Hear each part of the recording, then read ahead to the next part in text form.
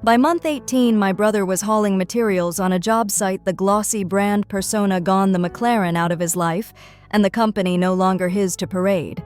I am 32. My name is Samantha Park, Vice President of Marketing at a New York fintech, and for most of my life, I thought I understood garden variety favoritism. I did not understand weaponized entitlement until my own family tried to make my competence their permanent safety net. What they did not know was that I had already put a quiet, legal step-by-step plan in motion. If you have ever been the responsible one who gets blamed anyway, tell me where you are watching from and what city taught you about boundaries. I read the comments. Here's the ground truth. I grew up in a Boston suburb with a script we never said out loud. Family over everything. Translation over me.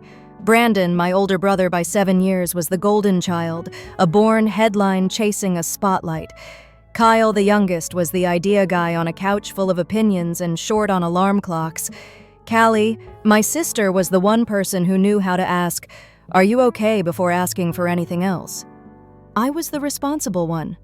I got good at being useful and quiet. I paid my way through school. I learned to speak the language of quarterly targets and product roadmaps. I learned that performance reviews are easier to pass than emotional tests at the dinner table. Then the day came when my restricted stock finally did what it was designed to do. After taxes and the end of the lockup, my windfall was $12.8 million. I hired a lawyer. I hired a financial advisor. I built a plan. And I told no one, not my parents, not Brandon, not Kyle, not even Callie. The circle of knowledge had 2 people in suits and me. That decision was not paranoia. It was self-preservation. In my family, money did not solve problems. It fed expectations. If you listen closely, you can already hear the first breadcrumbs. 1, the Ring doorbell on my apartment door in Queens, because cameras remember when hearts do not.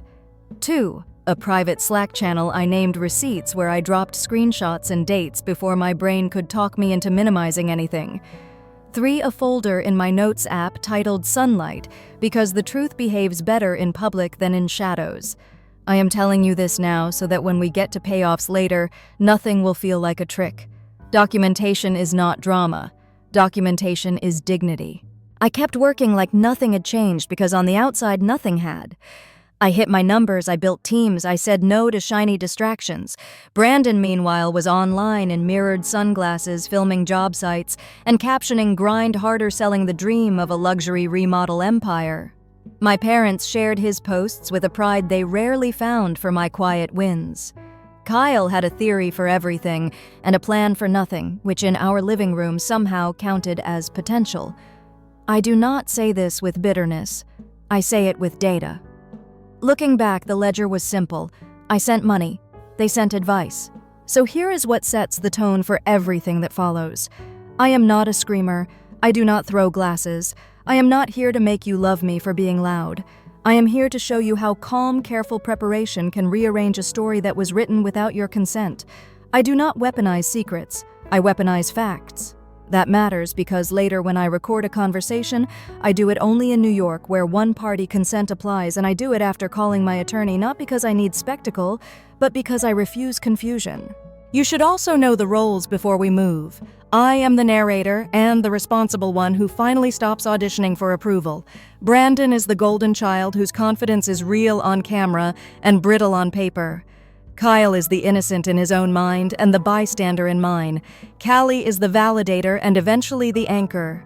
There will be a revealer you have not met yet, and there will be a room full of relatives who will learn what sunlight looks like when it lands on receipts. Keep those in your mental cast list. Every player has a purpose. I promised a hook, so here is the rest of it. By month 18, the person who once offered me a $12 an hour cleaning shift to teach me humility was clocking in for someone else while I locked the bay doors at a shop I rebuilt with procedure, not rage. You will see exactly how the dominoes fell. But first, you need to know the pattern I lived inside, because without the pattern, the betrayal looks like a surprise. It was not a surprise, it was the next expected step. And that is where we are headed. In the next part, I will show you the years of small sacrifices that trained me to say yes, the family math that never balanced, and the first quiet test that told me everything I needed to know. Keep listening. The breadcrumbs are already on the table. We left off with the breadcrumbs on the table. Now I want to slow down and show you how the pattern got built, because without the pattern, the later choices might look harsh. With it, they make sense. I grew up in a Boston suburb where the motto was family over everything, even when that meant me at the bottom of the totem pole. It was not said as a threat. It was sung like a hymn. Brandon, my older brother by about 7 years, was the headliner. Kyle, my youngest brother, was the idea guy who would be brilliant any day now. Callie, my sister, had a soft voice and a spine of steel, the only person who ever looked me in the eye before asking for help. And me, I was the reliable one. I did the invisible work that makes a house a holiday, a crisis, and a reputation look effortless. When I say invisible work, I do not mean making casseroles. I mean wires and numbers. I mean learning the tax calendar so my parents did not get penalized for late payments. I mean calling the county when the property tax adjustment arrived and they were short by a few hundred, then sending a transfer before dinner so nobody had to feel awkward at dessert. I mean paying for Kyle's therapy for 3 months because he promised he would go, then realizing he missed half the sessions and thought the copay was a suggestion. I mean fronting Brandon's payroll once when a client's check was mysteriously delayed writing a tidy wire for $22,000 because he said he would pay me back in a week. He did not. He said that was family equity, and I should be proud to be part of the mission. Looking back now, I can see how easy it is to mistake competence for obligation. The better I got at my job, the more normal it felt for me to be the emergency fund for people who had better stories than spreadsheets. My career moved. First manager, then director, then vice president at a fintech in New York. I learned how to pitch, how to read a funnel, how to write a positioning line that moves a market. The raises came with new targets, and with them came new asks at home. The amounts went from small to serious. By the time I hit my stride, I was sending about $18,000 a month on average to cover gaps that were never described as gaps, only as opportunities to show up. That was roughly 36% of my monthly net. On paper, I could afford it. In my body, I could not. Here is how it sounded in real life. My mother on the phone, sweet and tired, saying, "Honey, we did not want to bother you, but the roof guy came back and said it is more than we thought." My father saying, "We are on a fixed income and your brother is an entrepreneur. He needs runway. We all need to pull together." Brandon texting me a screenshot of a supplier invoice labeled urgent, followed by the words, "Can you float this?" Kyle sending me a link to a crypto white paper and a Venmo request with the caption, "Lunch and research." I want to be fair. None of it arrived with a fist. It arrived with a smile and a memory. Remember when we helped you move into your dorm? Remember when Brandon drove you to the airport? Remember when Kyle fixed your laptop? Family math. Emotional interest compounded monthly. Looking back now, I remember the first time I said no. It was small. Brandon wanted me to redesign his logo. Not my job, not my skill, but he wanted the VP touch. I said I could recommend an agency. He sighed and said it would mean more if it came from me. I heard the line under the line, "If you love us, do it yourself." I sent the agency's contact anyway. He did not hire them. He posted on Instagram the next week about how some people change when they get fancy titles. The comments were full of hand claps and fire emojis. I turned off my phone and walked around the block until my face cooled down. The pattern was not just about money. It was about the story of who we were allowed to be. Brandon was allowed to reinvent.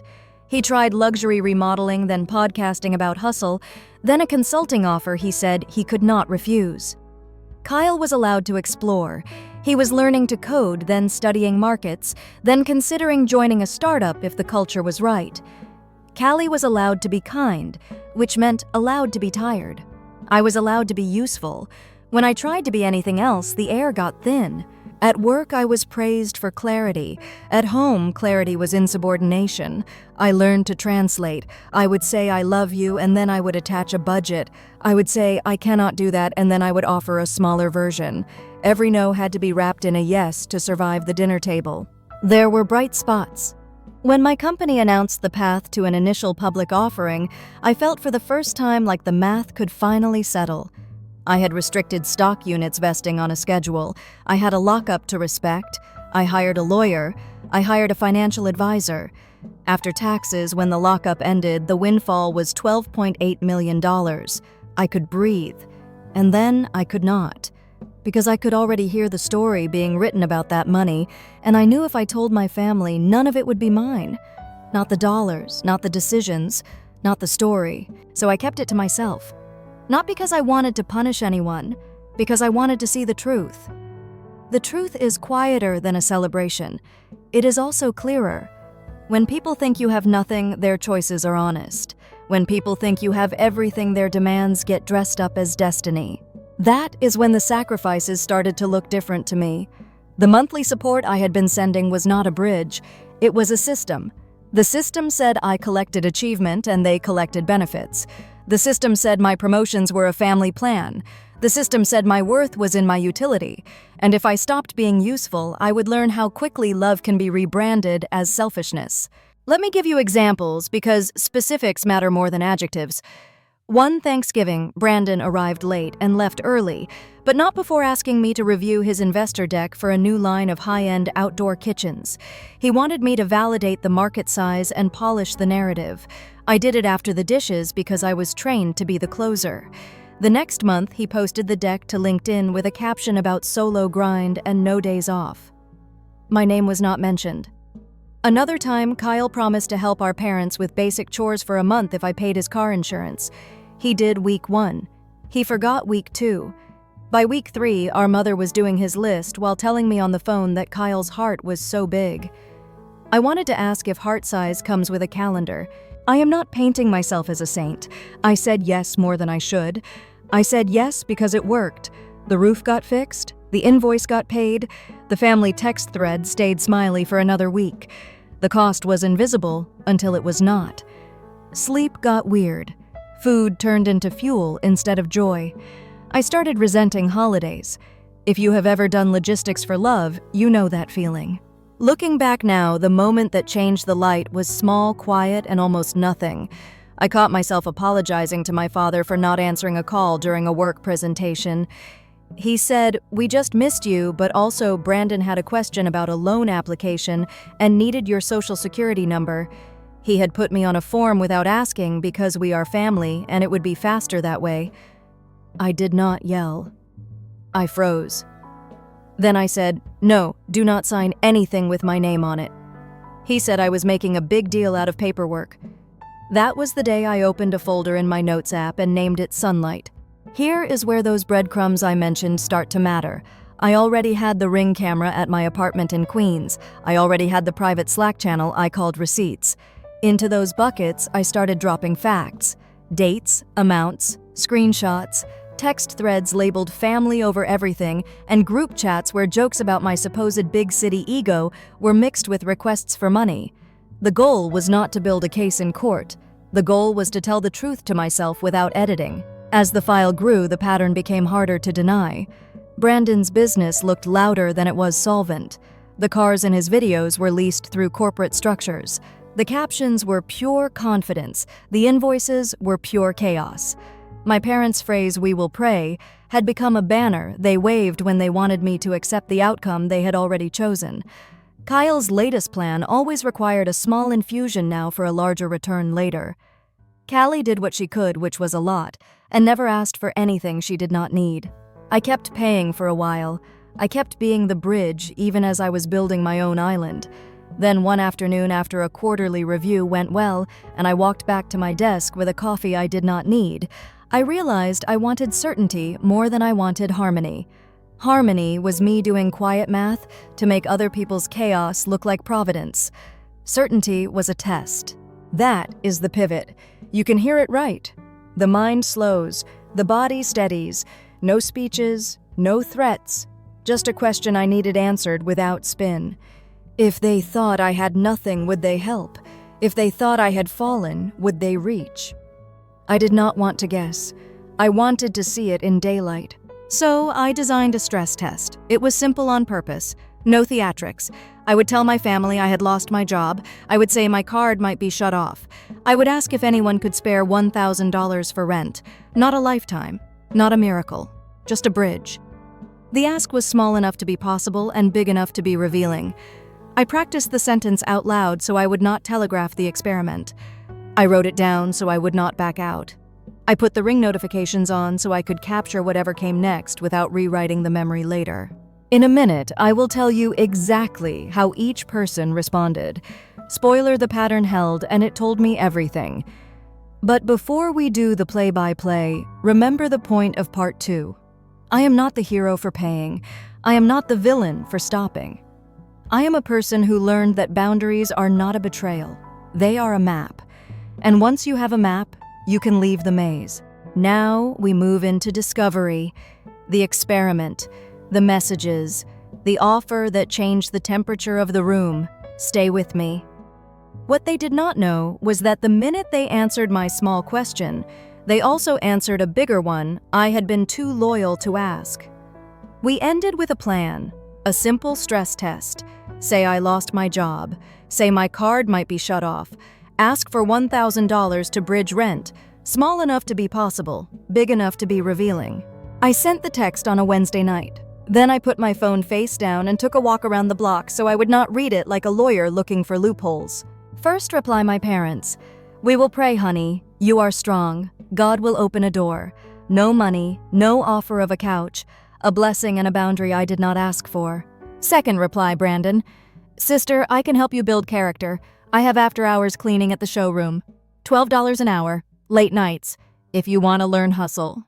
The words teach and humility showed up in the same bubble. I stared at the screen until the letters blurred. Third reply, Kyle. In the middle of a trade. Let me move some things and I will circle back. He did not. Hours later, the elevator in my building clanked, and the Ring camera on my door caught exactly what I needed to remember. Callie hair in a messy bun glancing both ways down the hall like a teenager past curfew. She set a tote bag by my door.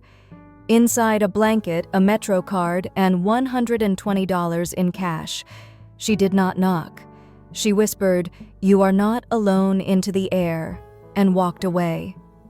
Breadcrumb 1. Proof that love can be quiet and still be real. The next morning, I told everyone thank you. I said I would figure it out. I watched what happened when the ask passed. The family group chat lit up with talk of brunch and Brandon's latest reel. Then a new message from Brandon landed with a tone I knew by heart. He wrote, "Samantha needs to learn humility. If we spoon-feed her, she will never grow up." Kyle replied with a flex emoji. My parents dropped a heart. Breadcrumb 2. I screenshotted the exchange into my private Slack channel called Receipts and added a note in my Sunlight folder. Date, time, context. Not because I planned to sue anyone, because I wanted to stop rewriting history in my head to make it less painful. Within a week, Brandon asked for a meeting. He sent a slick PDF titled Growth Round, evaluation on the cover in big friendly type. He wanted $1.6 million for 5% of his luxury remodel empire, with a promise that I could sit in on strategy and learn from a real operator. That phrase again, learn from a real operator. My jaw did a slow, controlled lock. Breadcrumb 3. I forwarded the deck to Evan, a friend from operations, who has never once lied to me to make me feel better. He called me back in 10 minutes and said, "I am not a forensic accountant, but these gross margins do not exist in this universe." He pointed to a slide with revenue lines that leaped like a miracle and cost lines that barely moved. His voice stayed calm. He said, "If this were my money, I would not invest $1 without seeing books, contracts, and bank statements." Then he paused and added, "I know you, Sam. You do not need this man to mentor you." The same afternoon, my phone pinged with a bank alert from my parents' joint account. I had helped them set up two-factor authentication months earlier, and I still received device notices. The alert showed a new Zelle request pending. From Brandon, memo reimburse me for fuel. Recipient our mother, Breadcrumb 4. When I visited that weekend, my mother asked me to fix an issue on her phone. While I held it, a notification popped up. Another request from Brandon, this time to my father memo line sister owes me. I did not snoop. I did not dig. I simply watched a pattern confirm itself on the lock screen of the woman who raised me. On Sunday, I stopped by my parents' house with coffee and a new smoke detector. While I replaced the old one, they put Brandon on speaker to talk about the family barbecue. He did not know I was there. He said, "Keep Samantha hungry. She will come around. Give her a $12 shift and a pep talk. That is how you build grit." My mother made a soft, approving sound.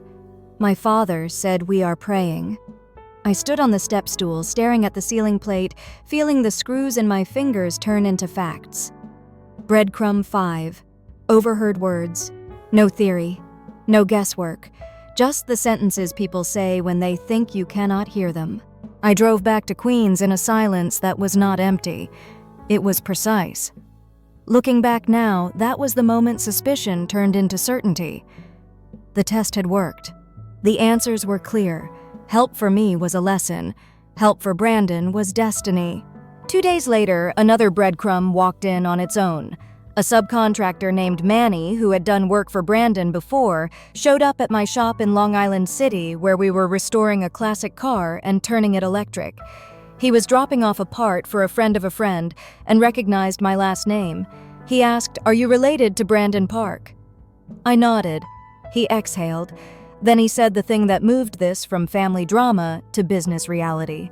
He said, "I have been waiting 3 months for a payment. He is good at talking, not great at paying." He held up a stack of invoices folded and refolded into a hard rectangle. Breadcrumb 6. Independent confirmation from someone with skin in the game. I called Evan again. He said, "Go slow, go clean, and do not confront him with feelings. Do it with facts." He introduced me to a forensic accountant who specializes in small contractor roll-ups and rescue buys.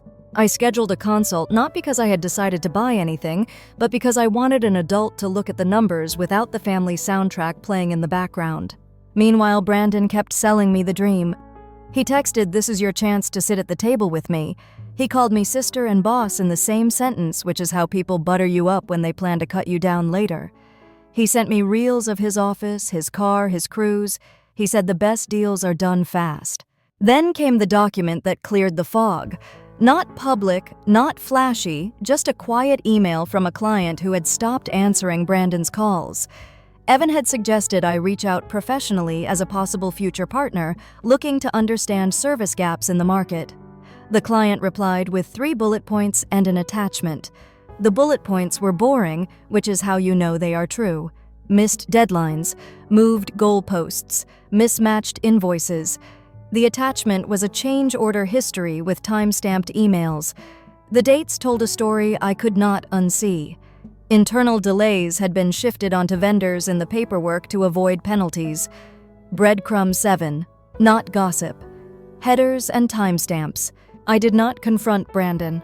Not yet. I booked a steakhouse in Manhattan for the following week because New York is a one-party consent state. I called my attorney and asked one question: "Can I record my own conversation in New York?" She said yes, and then reminded me to say nothing on that recording I would not want in court. I said understood, and wrote down a list of questions that were only about numbers.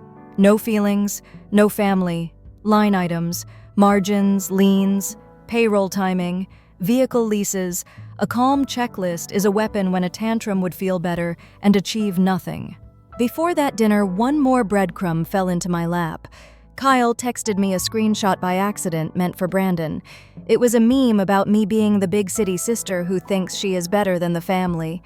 Under it, Brandon had typed, "She will cave. She always does." Kyle wrote back, "She is soft." My stomach did a slow roll, and then went still. I did not reply.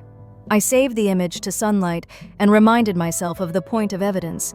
It does not exist to win arguments. It exists to end them. Let me pull the threads tight before we turn the page. The stress test proved behavior, not just beliefs. The group chat showed contempt, dressed as coaching. The Zelle requests revealed a pipeline of small withdrawals from my parents to Brandon that were being framed as favors or repayments tied to me. The subcontractor put a face to the unpaid invoices. The client's attachment confirmed timeline edits. Kyle's misfire showed me how I was being discussed when I was not in the room. And Brandon's deck asking for $1.6 million for 5% with margins from a fantasy world gave me the hard number I needed to stop pretending this was about mentorship. That is discovery. Not dramatic, not cinematic, Just one careful breadcrumb every few days until the path rights itself. I did not rage. I made a reservation. I printed my checklist. I tested the mic under my blouse and took a deep breath that tasted like peppercorn in preparation. Next, we move from finding to knowing. The steakhouse. The questions. The cool sky over Long Island when facts finally replaced captions. 3 layers of revelation are coming: what happened, who helped it happen, and how long the plan had been running without my consent. Stay with me. What they did not know was that the door they were pushing me through led to a table where every answer would be recorded legal and impossible to spin. I walked into the steakhouse with a checklist, not a speech. Dark wood, low lamps, pepper in the air. I had already confirmed the law. New York is one-party consent. My attorney's reminder looped in my head: say nothing, you would not want read back to a judge. I clicked the recorder on under my blouse and let the room fade until all I could hear was my own breathing and the clink of cutlery. Brandon arrived like a headline. Big smile, bigger hug, sunglasses pushed into his hair, though it was evening. He called me small fry, the way people do when they want you to remember your place. Then he launched into the pitch. His company was exploding. The valuation was 8 figures. My chance, his words to learn from a real operator. He repeated that phrase like a brand tagline. I did not argue valuation. I asked about facts. How are you handling liens? What is payroll timing to the day? Show me lease terms on the car. Do you have UCC filings against assets? Who signs change orders? What does your cash conversion cycle look like? He held eye contact and talked in circles. He said liens were a hater's term. Payroll was fluid when you were scaling. The car was a marketing asset. UCC filings were paperwork the bank likes. Change orders were a moving target. Cash conversion was industry standard. I let the silences lengthen until the waiter looked uneasy and Brandon filled them with more adjectives. Then a hairline crack. He admitted he had pushed a vendor just a little to own the delay so a client penalty would not trigger. He half laughed like it was clever. He said payroll had been tight a couple of times, but he had covered it with personal funds. He meant my funds, though he did not say it out loud. He called the car a lease hack and said it paid for itself because clients expected a certain look. He ordered the tomahawk and asked to keep the bone for his dog. The recorder hummed steadier than my pulse. I paid the check. He let me. He shook my hand and said he was proud of me for staying humble. I stepped onto the sidewalk and felt the air hit my face like a rinse. Taxis hissed past on wet blacktop. Somewhere a bus braked long and low. I looked up. The sky between buildings was a deep ink blue, ordinary, almost bored. That detail matters. When your life tilts, the world does not. It keeps breathing. You just finally hear it. Surface betrayal revealed itself right there at the curb. It was not one act, it was the posture. The deck asking for $1.6 million for 5% backed by air. The contempt in the group chat repackaged as mentorship over steak. The way help for me was a lesson and help for him was destiny. I had been asked to pay for a show and call it family. The deeper conspiracy unspooled over the next 48 hours with receipts, not rage. The forensic accountant I hired pulled public records and bank data through legal channels. 3 appraisers, independent, boring, perfect, valued the business at $340,000 total. A UCC search lit up a line of credit in my parents' names, tied to Brandon's company signed months earlier, without a word to me. My mother and father were in deeper than they could afford, and the private Zelle trickle I had seen on their phones now looked like a drip line keeping Brandon's brand alive. Invoices showed payroll sliding past due dates more than once. Vendor balances were rolled forward like a bad rug. The McLaren lease sat under a corporate shell, not in his name. On paper, the swagger had a Keystone me. Then the pattern clicked into place not as a feeling, but as math. I had been sending roughly $18,000 a month, about a third of my net, to a system that treated my competence as communal property and my boundaries as betrayal. Brandon extracted spotlight and subsidies. My parents extracted peace at any cost. Kyle extracted belief in potential. Callie gave what she had and asked for nothing she did not need. Every breadcrumb now pointed to one conclusion: I was the engine. Engines do not get thanked. Engines get used until they stop. The moment of truth needed a location, something I could see and touch to anchor all of this. I drove to Long Island and walked through Brandon's office. The photos from his feed hung in frames, glossy counters, staged smiles, captions about generational wealth. The glass was cool under my fingertips. Outside, gravel crunched under my flats as I crossed to the lot to look at the car. The McLaren was not a myth.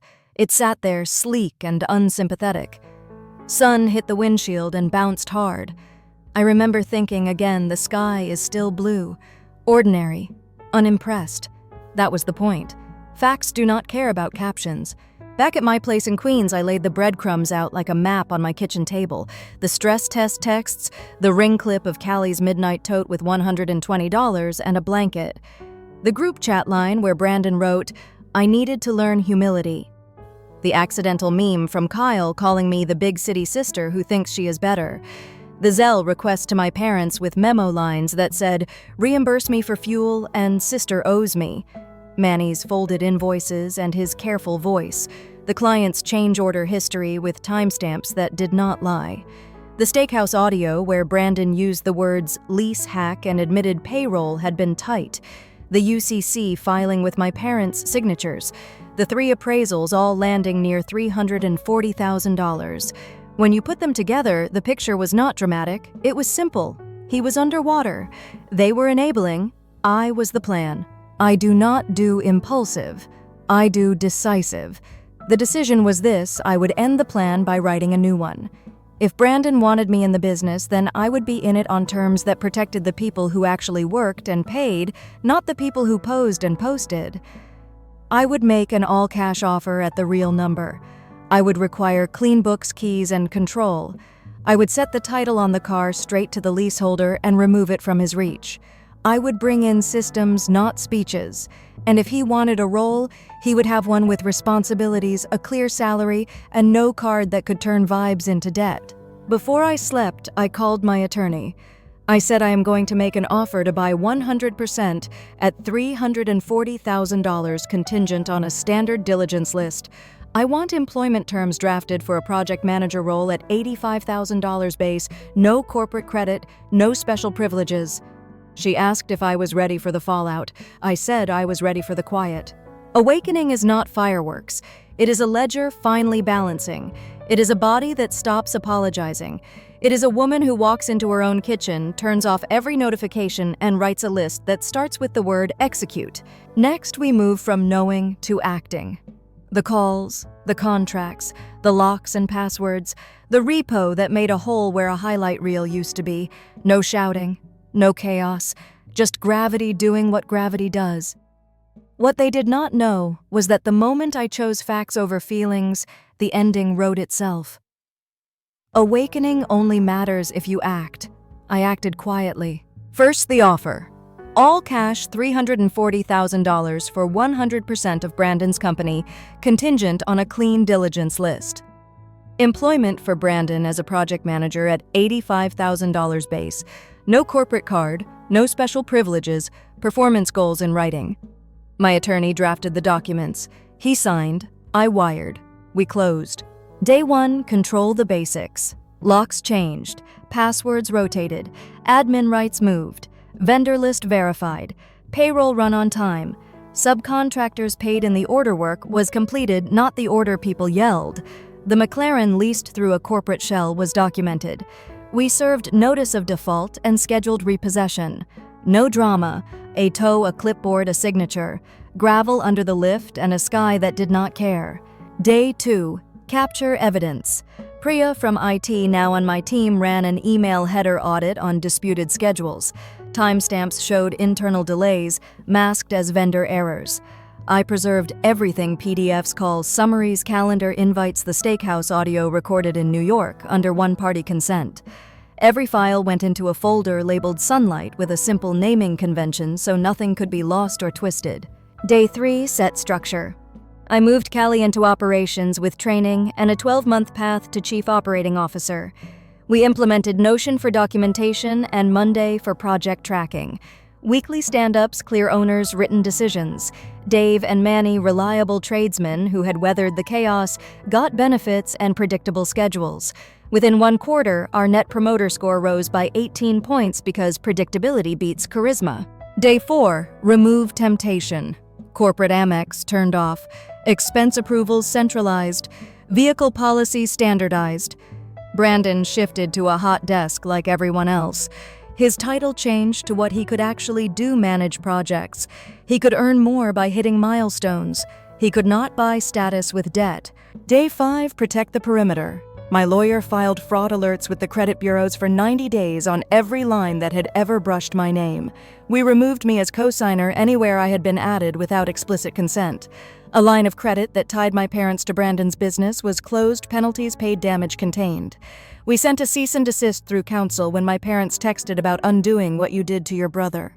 Boundaries are actions, not speeches. Then I set the stage for Sunlight. My parents planned their 40th anniversary party, 30 or more relatives, a perfect room for clarity. I built a short slide deck. No commentary, just receipts, the ring snapshot of Callie leaving $120, and a blanket at my door. The family chat where Brandon wrote that I needed to learn humility. The email header audit with dates that did not lie. The repossession notice with identifying numbers redacted. Zelle requests labeled reimburse me for fuel, and sister owes me. 5 slides. 10 minutes. A boundary with witnesses. I did not chase a scene. I prepared for one and then let truth do its job.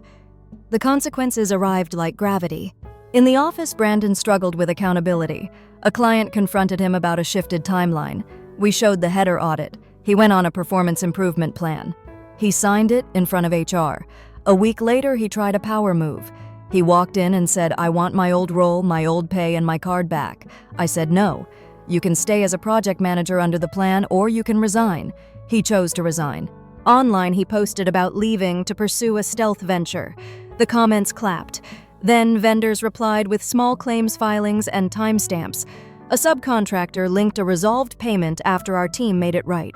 The narrative corrected itself without me typing a single word. At home, my parents asked for a family meeting. I declined. Through counsel, we formalized no contact. I kept one sentence on my phone in case I wavered. "You left me alone when I needed help. I am leaving you alone now." Financial reality replaced the brand. Tax notices reached Brandon that were not mine to solve. Civil suits landed that were not mine to absorb. He sold a watch, then a second car. He took a union labor job. There is dignity in all work. The humiliation was not the job. It was the fall from a persona built on borrowed shine. The anniversary night did what it needed to do. My mother gave a sweet speech about unity. My father said we do not shame family in public. I connected the laptop and clicked through 5 slides. No voice raised, no insult. When the last image faded, I closed the lid and said, "This is why the engine is stepping out of the machine." The room was very quiet. Then someone clapped. It was Manny standing in the back near the coffee. Sunlight has a sound. It is not loud. It is final. Time moved. By month 18, the EV Resto Mod Studio in Long Island City ran on systems, not adrenaline. We paid people on time. We finished what we promised. Callie sat in the second office with a plant that refused to die and a calendar of color-coded sprints. She earned the title of Chief Operating Officer and 10% through an employee stock plan. Her daughter Ella got into a STEM charter she loves. A donor trust purchased a townhouse in Brookline for them $1.2 million quietly.